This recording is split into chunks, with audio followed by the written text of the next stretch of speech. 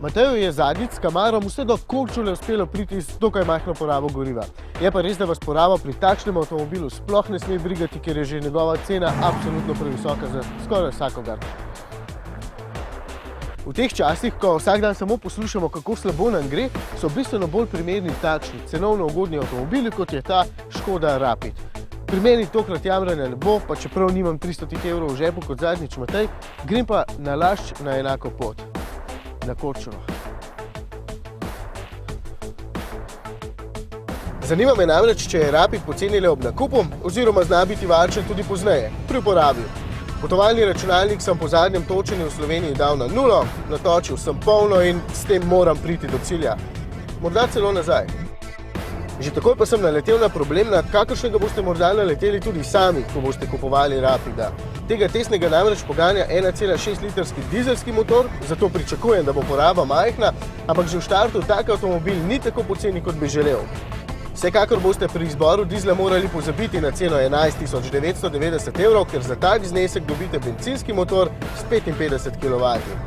Za dizla boste morali odšteti vsaj 16.150 evrov, ta, v katerem sedim sam, stane skoraj 21.000. Seveda je bogato založen z opremo, ampak tako visoka cena, ker nekako uniči namembnost avtomobila.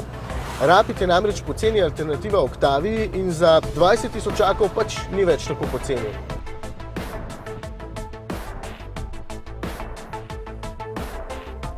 Ne vem sicer, kako Škodi to uspeva, ampak poglejte tole. Za 550 litrov tovora lahko pospravite sem notri in karavana v bistvu sploh ne potrebujete. In če mislite, da je tudi veliko prostora, zato ker je spredaj vse stisnjeno, sploh ne, ker je tudi tukaj prostora ogromno. Sicer pa ste sploh opazili, da ima Rapid 5 vrat, s čimer je edini med temi cenejšimi tekmeci, ki to ponuja, kar mu močno poveča uporabnost.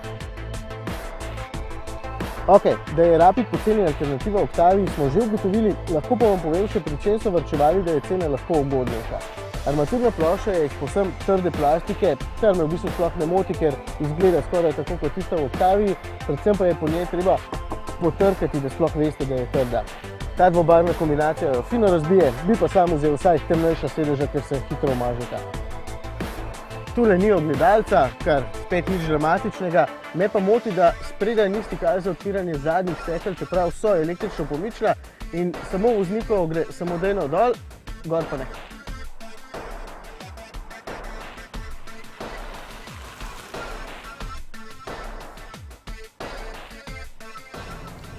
Nekoliko manj suvereno je še podvozje, sedeža nista odlična, sta pa zelo dobra in prtljažnik ponuja 40 litrov manj prostora. Ampak, dokler se ne boste najprej zapeljali z Octavijo in tik zatem še z Rapidom, tega niti ne boste vedeli in vas tudi ne bo motilo.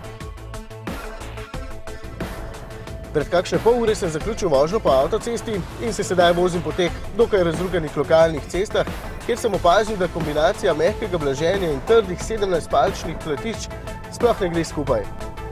Ni problem v tem, da bi Rapid velike grbine slabo požiral. Tiste manjše ves čas skrbijo za prav neprijetno tresenje. In vem, da je problem le v tako velikih gumah, zato jih nikakor ne izberite. Tudi poceni niso, čeprav pa dobro držijo.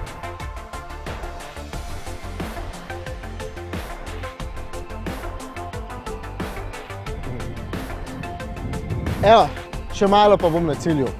Poraba se je po potovalnem računalniku na koncu zaključila pri 5,3 litra, ko sem jo preračunal, sem ugotovil, da je to dejanskih 5,8 litra, kar vseeno pomeni, da Rapid je varčen avtomobil.